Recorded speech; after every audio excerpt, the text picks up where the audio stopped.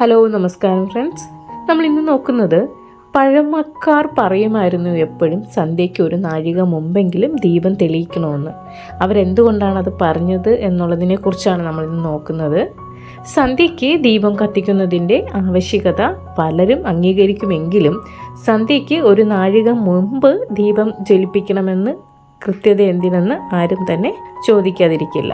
ത്രിസന്ധ്യ നേരത്ത് ദീപം കത്തിക്കേണ്ടതിൻ്റെ ആവശ്യകതയെപ്പറ്റിയും തിരികളുടെ എണ്ണത്തെ പറ്റിയുമൊക്കെ ആചാര്യന്മാർ സവിസ്തരം പ്രതിപാദിച്ചിട്ടുണ്ട്. അതുപോലെ തന്നെ ഒരു നാഴിക മുമ്പ് ദീപം കത്തിക്കണമെന്നും അവർ വിധിച്ചിട്ടുണ്ട്.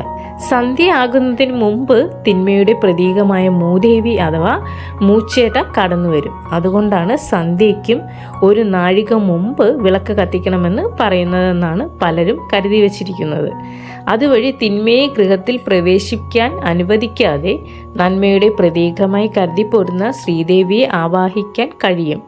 ഇതാണ് വിശ്വാസമെങ്കിലും ഇതിനു പിന്നിൽ ഒരു ശാസ്ത്രീയ വസ്തുതയാണ് ഒളിഞ്ഞിരിക്കുന്നത്. വിളക്കിൽ നിന്നും ജ്വലിക്കുന്ന ദീപനാളം ഗുണം ചെയ്യുമെന്ന് തറപ്പിക്കുന്ന കണ്ടുപിടുത്തങ്ങൾ ഒരു നാഴിക മുമ്പ് ദീപം കത്തിക്കണമെന്ന വിശ്വാസത്തെയും അംഗീകരിക്കുന്നു. സന്ധ്യയാകുന്നതിന് മുമ്പ് തന്നെ അന്തരീക്ഷത്തിൽ വിഷാംശം ബാധിക്കുമെന്നും അതിനാൽ അതിനു മുമ്പ് ഒരു നാഴിക അതായത് 24 മിനിറ്റ് മുമ്പ് ദീപം ജ്വലിപ്പിക്കാനായാൽ ദീപവലയത്തിനുള്ളിൽ വരുന്ന പ്രദേശത്ത് നിന്നും വിഷാംശത്തെ ദൂരീകരിക്കാൻ കഴിയുമെന്ന് കണ്ടുപിടിച്ചിട്ടുണ്ട്. താങ്ക്